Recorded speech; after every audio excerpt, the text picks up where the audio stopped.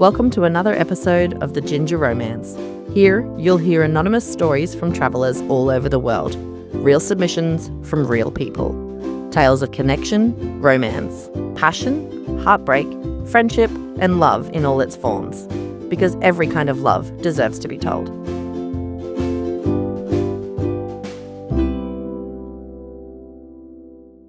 This week's episode is called Hope Found on a Shoreline, from Koh Rong, Cambodia.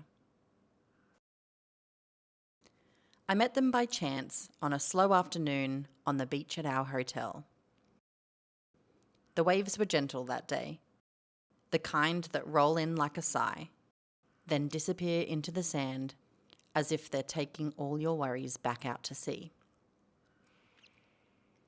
They were lying there together, shoulder to shoulder on the sun lounges, reading in silence, yet somehow completely connected. Every now and then, one of them would look up, share a thought, laugh softly at something only they understood. It was effortless. There was no performative affection, just comfort. Just two people who clearly liked each other as much as they loved each other. She put down her book and started building something in the sand. At first, just shapes. Then, flippers and a shell. I watched from a distance as it slowly became a beautiful sea turtle. And the way he watched her as she built it, soft-eyed, amused, a little in awe, spoke louder than words. You could see the admiration, the pride, the tenderness. It was the kind of love that isn't loud, yet it fills the whole room, or in this case, the whole shoreline. Eventually, we struck up a conversation. One of those easy, organic ones that starts with, "Where are you from?" and ends in belly laughs and shared stories like you've known each other for years. We had a few beers as the sun dipped lower, painting the sky in orange and pink, like someone had smeared watercolour over the horizon. We talked travel mishaps, favourite foods, dreams, heartbreaks. There was no need to impress anyone. We were simply people connecting. They were lovely individually, thoughtful, warm, funny, but together they were something special. There was this open, communicative, supportive energy between them. They checked in with each other. They listened. They teased playfully. It was loving without being possessive, kind without being smothering. They moved like a team, light-hearted, honest, fun. Watching them felt like watching what a healthy, gentle kind of love could look like. That night, we went for dinner and drinks, wandered through our little part of town, and ended up in a tiny local bar playing pool.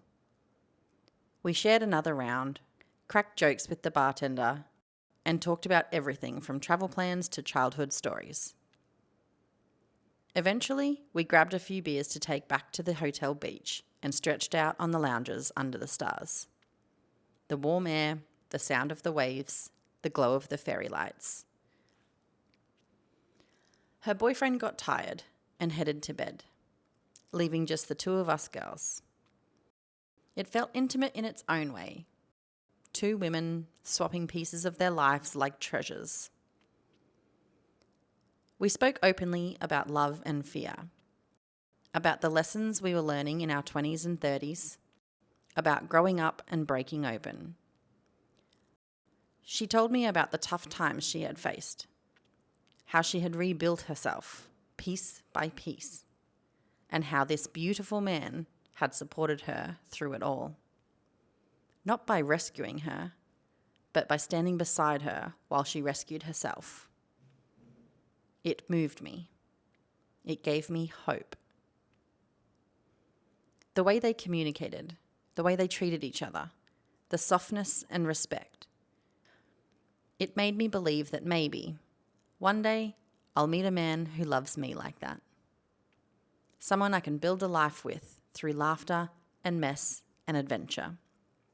Someone who feels like home, in the same way she seemed to be his. The next morning, they were leaving the island. I found them on the beach and we shared a coffee in the sun.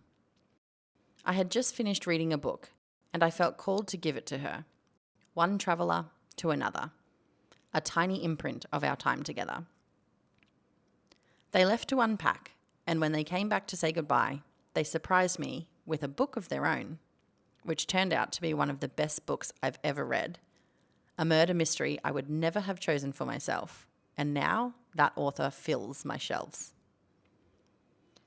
They also handed me their leftover beers with a grin, like a little farewell offering. We hugged, said we would stay in touch, and I watched them walk down the beach with their backpacks, still so in love, still talking and laughing as they went. For a while after they left, their footprints stayed in the sand longer than they did. We still message sometimes. An Instagram story reply here, a "look where we are now" update there. A tiny thread of connection that travel gives you. The kind you don't need to hold tight for it to remain precious. And now, they're married. A couple who showed me what love could look like. Honest, supportive, kind, fun, safe, hopeful.